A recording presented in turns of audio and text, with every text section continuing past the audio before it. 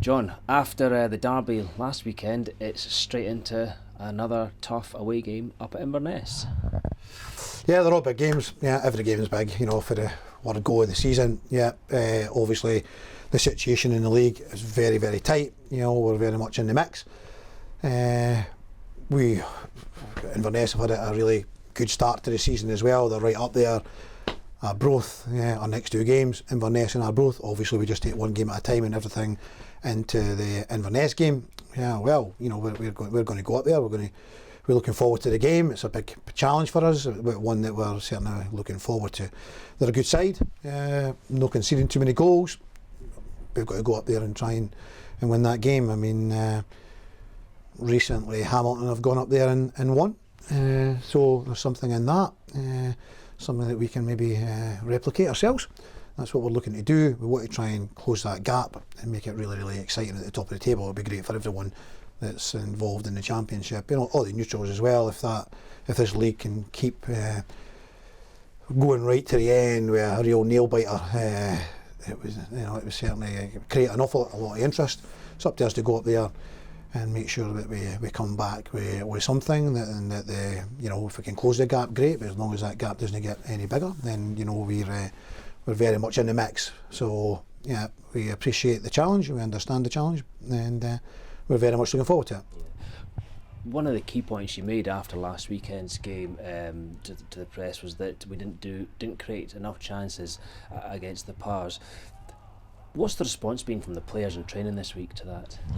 Yeah, well, I mean, that was right, but I think we passed the ball a lot better than we have been doing, back on our surface and playing with a little bit more fluidity. But our building of the game was really, really good. We got into some good positions. It was just our final ball. So yeah, we've been working on. The fullbacks are the ones that have been getting probably higher, and the case was last week in the system that we played. It was always going to be like fullbacks are going to get high. So we've worked on that. It's not to suggest that we could play that system. We're very varied. We can play different formations as we did last week, and again we could play that. We could play something else, and we could play something else because we've got a lot of strings to our bow, and so we will keep our options open. We're working on things. We hope to go up there and.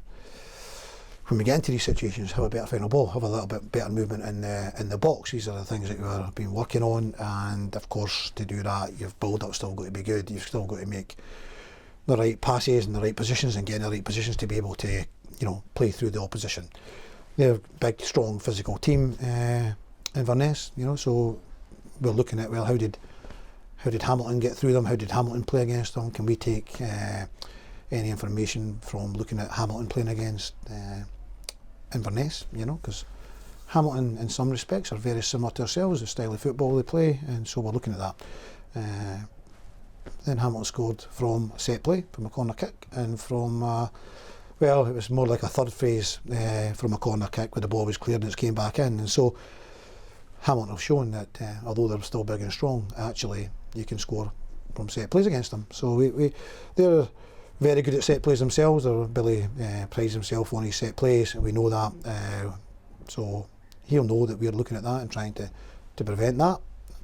That's the nature of the beast now. It's cat and mouse. It's a game of chess, a lot of it, and we've always go from my own point of view. I always try to make it that the players, there's no surprises. We give them all the information. They go up there, they realise what's going to happen, and there's no real surprises. On odd days, opposition will change things, maybe change the starting 11 individually, and maybe in the way they play. Who knows? So sometimes you do get surprised, but 9 times out of 10, it's this is how it's going to be. This is what they're going to do. This is what we need to do, and you hope that all the information, the guys that have got it, they can implement our game and come back with the 3 points. Yeah.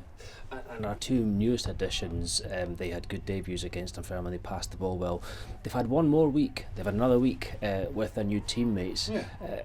How are they adapting to the system and the squad and all that? Very well, very well. I mean, I was delighted with Sam's performance. I thought Ben had a really, really good first half. His calves tightened up, and he let us know that. So that was the reason for Ben coming off round about the hour mark, maybe 6 to 8 minutes. Just after, right? Around about that time, yeah. So, no, you can see the quality that Sam's got, and he's just continued to produce that in training all week. Ben, you know, is a young boy who's came in. He comes from, you know, a great grounding there at Rangers, great in the championship last season with Arbroath, and then this season getting some good games in the Premiership. So there's loads more to come for Ben, but you can see the energy levels that he's got. He's a big lad. He's got a long stride. He's going to produce performances that I think the Rovers fans will be raving about. You know, we're looking very strong in there, and we've still got like Brad to come back after he gets over his broken leg. So real competition, real quality in there. The squad is getting stronger and stronger. Like Sam's obviously, he signed a 2.5-year contract. He's 27 years of age. Is a great age for us to now get the best out of him. Ben is a loan signing, so you know, at the end of the season Ben will probably go back. But the players that we're bringing in, we're putting them on like 2-year contracts, 2.5-year contracts. The nucleus is building, not just for the now, it's for the longer term as well. And so it may well be that we've not got so much work to do in the summer with recruitment, because we'll have a lot there already, and it'll be just again these guys building and getting better, and hopefully, you know, taking us where we want to go. Yeah. And at this time of year, January, it's transfer window. You know, it's the hot topic of the day, minute, week, hour, whatever. I understand that there's an incoming player that you're particularly excited to see again. Yeah, very much so. Yeah, Jamie Gullan from Hibs. We made a transfer for Jamie. Jamie will become a Raith Rovers player on a 2.5-year contract. So very much, again, what I'm saying there, we're not just building for the next few months, we're building for the future, and Jamie comes in on a 2.5-year contract. We're delighted to get Jamie back. He's a great boy. You know, the transition to come here is very easy. This is his 4th time coming back here. It's meant to be, you know, for me it's meant to be. You know, there's players and there's people who can fit clubs, and I think Jamie fits us. The players respond very much to Jamie, and the mouth-watering prospect of having Jamie and Lewis Vaughan back next season. You know, the two of them, they got on so well, you know, and obviously last year there was a mix with Regan Henry and these guys from Edinburgh.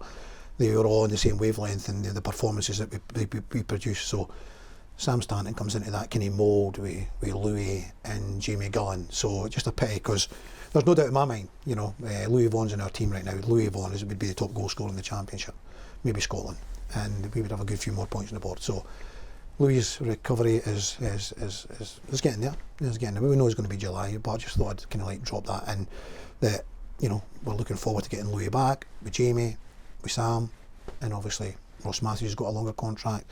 So we're getting this nucleus, we're building the squad for the future, not just to get us, you know, a little push to the end of the season. Of course it is, but we want to go and build this squad for the longer period, and we're doing that. In the recruitment process now, we've brought in 3 players. It's still the first week in January, 5th of January right now. We've brought in 3 players. The work has been getting done all along. The Jamie Gullan one, it was, you know, I didn't necessarily think that one would happen. I thought maybe he maybe wouldn't be like available, you know, but it's fell into place in the last few days, and we're delighted to get him. And I'm sure when it's announced to the players here, his teammates will be equally delighted, and I'm sure the Rovers fans will be delighted to see Jamie Gullan back. It's a good news story, yeah. Yeah, and certainly. He's going to arrive and train with the squad as soon as everything's approved. Key consideration, and what the fans will be dying to know, is he in with a chance of making the squad or the starting lineup in Inverness, or are we not going that far into your squad selection? He should be travelling to Inverness. You know, he should be travelling to Inverness. I'm not going to go any further than that. Yeah, no worries. Thanks for that, John. Good luck for the weekend. Thanks, Neil.